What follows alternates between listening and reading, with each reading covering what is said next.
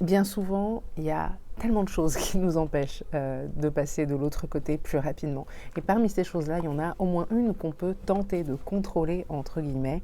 C'est cette tendance qu'on peut avoir à se laisser aller à la rumination mentale et plus précisément à ruminer le passé.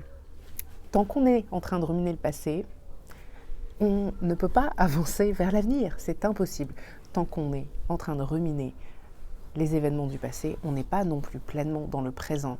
On n'a pas la possibilité de voir les opportunités qui se présentent, qui s'offrent à nous. Aujourd'hui, on va parler de ça plus en détail. Qu'est-ce qui se passe exactement, comment ça se manifeste et comment on peut en sortir. Si tu ne me connais pas encore, je suis Jeanne Tatam, je suis coach en empowerment féminin et je m'intéresse plus particulièrement à tout ce qui est transition de vie, changement de saison, changement de chapitre, changement de vie et la résilience dont nous avons à faire preuve dans ces moments-là. Alors, qu'est-ce qui se passe réellement quand on est là en train de ruminer le passé ? Ce qui se passe bien souvent, c'est qu'on s'accroche tout simplement à ce qu'on connaît déjà. Ce qui nous attend, le prochain chapitre, tout est ouvert à interprétation, on n'a pas la moindre idée de ce qui va se passer concrètement, tout peut arriver, le meilleur comme le pire. Le passé par contre, eh bien, il est derrière nous, on peut le regarder et l'observer. Le truc c'est que trop souvent, on nous a pas appris à cultiver des pensées qui vont être véritablement à notre service. Et on va avoir tendance à partir dans le négatif. Mais c'est aussi pourquoi ? Parce qu'on se trouve dans une période de transition. On se trouve dans une période qui est inconfortable, qui est difficile, délicate, dans laquelle on a envie de partir. Et c'est très tentant dans ces moments-là, eh bien, de regarder en arrière et de chercher les coupables, en fait, chercher les événements qui nous ont conduits là, dans cette situation dans laquelle on ne se plaît pas du tout. Donc on va ruminer des événements passés proches qui ont eu un impact direct sur la situation dans laquelle on se trouve aujourd'hui. On vient de se séparer, on vient de perdre un job ou de perdre un client important, et on est obligé de faire pivoter son activité, ce genre de choses, eh bien, on va avoir tendance du coup à ruminer de façon à retracer un petit peu le chemin qu'on a fait entre le moment qui a été un moment pivot et le moment où on est là aujourd'hui, un peu paumé. Et c'est pas forcément un mal si on arrive à en tirer quelque chose qui va nous permettre d'avancer par la suite. Mais trop souvent, on s'arrête au stade de la rumination parce qu'on n'est pas bien là où on est. Et du coup, tout ce qu'on fait, c'est on essaie finalement de trouver un coupable. Mais c'est aussi une façon, quelque part, d'essayer de faire sens de tout ce qui se passe. Okay, donc, il n'y a pas à s'auto-flageller, il n'y a pas à se reprocher soi-même de se comporter comme ça parce que ce n'est pas quelque chose qui est à notre service. C'est humain, c'est pas grave. Je dis toujours qu'il n'y a pas de mal à vivre des périodes pendant lesquelles on va être super triste ou super stressé ou super dans la rumination mentale, etc. C'est pas dramatique, ça fait partie de... Il y a tellement d'émotions, ça fait partie de la vie en fait, tout ça. Donc vis-le à fond si tu en ressens le besoin, mais c'est important de savoir aussi s'en extraire pour pouvoir avancer. Et comment on fait ça concrètement ? Je te dis ça tout de suite, mais d'abord, avant d'aller plus loin, je t'invite à liker cette vidéo, la partager autour de toi si déjà tu la trouves intéressante. C'est le genre de choses qu'on a tendance à oublier quand on arrive au bout de la vidéo et c'est très important à la fois pour YouTube mais aussi pour moi. Ça me permet de savoir ce qui résonne en vous, ce qui vous intéresse et de pouvoir continuer à vous apporter du contenu toujours plus intéressant. Donc, comment faire concrètement ? Quel est l'antidote pour quitter cet état de rumination mentale, j'allais dire permanent. C'est pas forcément permanent, mais c'est beaucoup trop présent. Alors, première chose, je vous invite à passer par une étape de guérison, ou en tout cas entamer un processus de guérison. Ça veut dire quoi ? Ça veut dire cesser de ruminer seul dans son coin, mais plutôt d'aller processer un petit peu tout ça avec une personne dont c'est le métier de vous écouter et de vous accompagner. Pourquoi ? Ça peut paraître évident si vous souffrez d'un trauma, par exemple, c'est important de trouver un moyen de processer ce qui s'est produit, mais pas seulement faire appel à quelqu'un d'autre pour processer ce qui s'est passé, mais ça vous permet de quitter cette boucle un petit peu infernale, entre guillemets, dans laquelle vous vous retrouvez et dont vous ne vous sortez pas et dont vous n'arrivez pas à tirer quelque chose de positif. avec quelqu'un qui va vous aider à prendre de la hauteur, vous allez pouvoir cesser de faire du surplace avec ces ruminations. Parce que c'est ça le problème, c'est de faire du surplace. À un moment donné, il faudra avancer.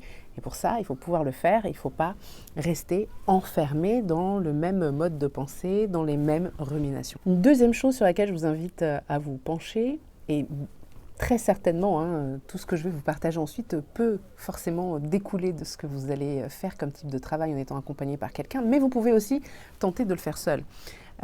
Deuxième chose, donc, c'est faire la paix.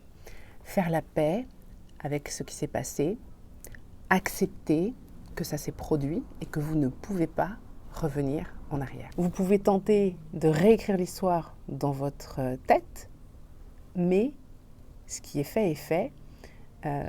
Et ça appartient désormais au passé. C'est important de l'accepter et de trouver un moyen de faire la paix avec ça. Ça ne veut pas dire que on fait nécessairement la paix avec une personne qui nous a causé du tort. Ça ne veut pas dire que on accepte ou on se dit « Ah, c'est pas grave ». Non, non, juste on fait la paix avec le fait que ça appartient maintenant au passé et que vous pouvez faire autrement, vous pouvez suivre une autre voie, une voie qui va vous permettre d'être un peu plus pleinement dans le présent et un peu plus tourné vers l'avenir. Bien sûr, c'est intéressant de tâcher de tirer des leçons. Alors, je ne suis pas le genre de personne qui va vous dire que toute situation, y compris difficile, est forcément là pour une raison et pour vous apprendre quelque chose.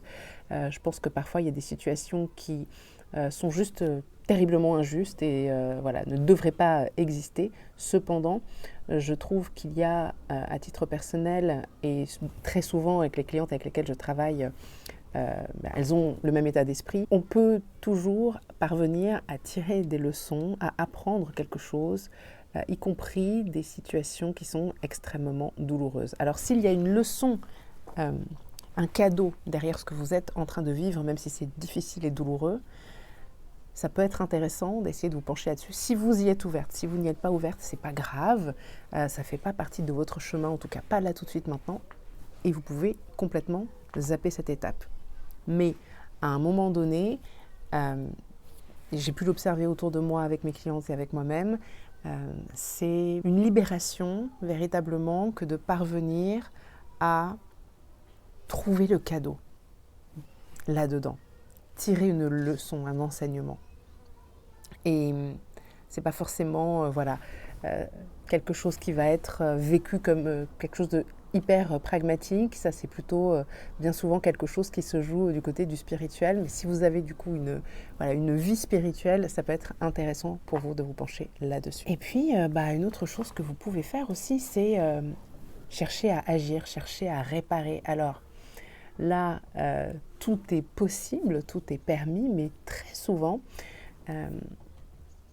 pour passer un cap difficile et des choses qu'on a vécues qui ont été difficiles par le passé, le fait d'être dans l'action et plus spécifiquement dans une démarche qui va viser à réparer, pas forcément pour soi à tous les coups, mais parfois pour d'autres qui ont vécu ou vivent ce que vous avez vécu, eh bien ça peut là aussi conduire à une libération qui va permettre d'aller de l'avant plus facilement. C'est le cas dans les groupes anonymes par exemple, ou bien être au service des autres qui sont moins avancés sur le chemin va contribuer au rétablissement en fait. Voilà, donc encore une fois, c'est tout à fait ok de passer par une phase de rumination. Parfois, c'est ce dont on a besoin. Parfois, on a besoin de se rouler dans la boue. Parfois, on a besoin d'exprimer, de revisiter. C'est une façon de processer les infos. Mais encore une fois, là où ça devient un problème, c'est quand ça nous laisse tourner en boucle encore et encore sur le même truc sans jamais avancer, sans jamais en sortir. On se retrouve enfermé et on n'arrive pas à passer à la suite. Si vous vous sentez prête à passer à la suite, eh bien, je vous invite à vous pencher sur ces étapes, ces idées que je viens de vous partager. Et si vous avez besoin de soutien sur le chemin, si vous êtes en pleine période de transition et que vous vous sentez un petit peu perdu, en perte de repères, eh bien, je vous invite à me contacter pour une demande d'accompagnement individuel. Je propose 2 accompagnements individuels. Le premier, le passage pour celles qui souhaitent passer de l'autre côté d'une période de turbulence pendant une période de transition et se sentir véritablement sereine, confiante pour la suite, alignée. Donc je vous invite à aller sur le lien qui se trouve ici ou en bas. Et j'ai un deuxième accompagnement individuel qui s'adresse toujours aux femmes qui sont en transition de vie mais qui souhaitent s'appuyer sur cette période un peu houleuse pour mieux se réinventer et se transformer profondément et réécrire leur histoire. Cet accompagnement s'appelle Métamorphose et je vous mets le lien ici et en barre de description. Sur ce, je vous dis à très bientôt pour une prochaine vidéo.